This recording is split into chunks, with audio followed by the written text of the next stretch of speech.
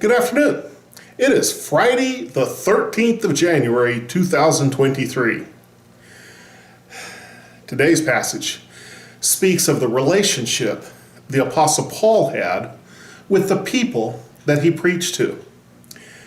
Too often, if we're not careful, the people that we minister to can be seen as merely the recipients of our ministry. If we have a benevolent ministry where we give away food, we look at the folks, just the folks that come get food. Sometimes if we're not careful, the people in our Bible study class will degenerate to become merely the students we teach. And if we're not cognizant of it, the folks in our congregation can become merely the audience for our singing and preaching to people. The Apostle Paul had a much different relationship with his people. Look with me to Philippians chapter 1, verses 6 to 8. And I'm reading from the New Living Translation, second edition.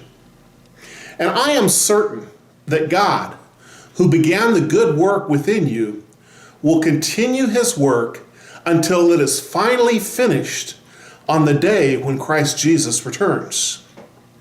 So it is right that I should feel as I do about all of you, for you have a special place in my heart. You share with me the special favor of God, both in my imprisonment and in defending and confirming the truth of the good news. God knows how much I love you and long for you with the tender compassion of Christ Jesus.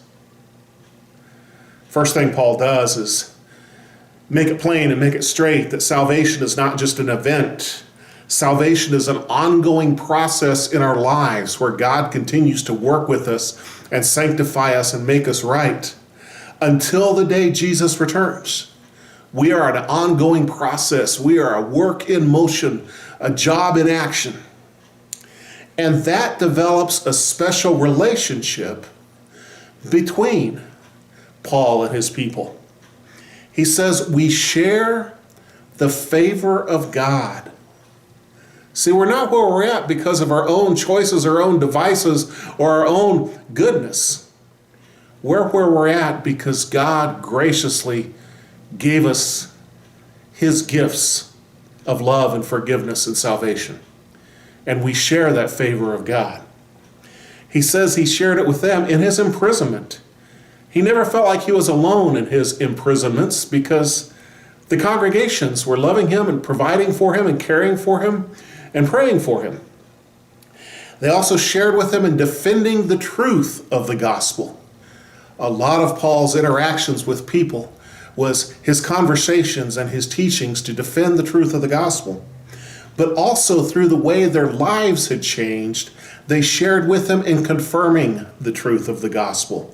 Their very changed lives gave confirmation that the gospel was true, that God loved them, they could be forgiven, and they could live a righteous, godly life. Paul says he longs to be with you. He's probably in prison when he's writing this, but he'd rather be with the Philippian church. And he expresses a true sense of love for them, how he cares for them. He wants to be with them.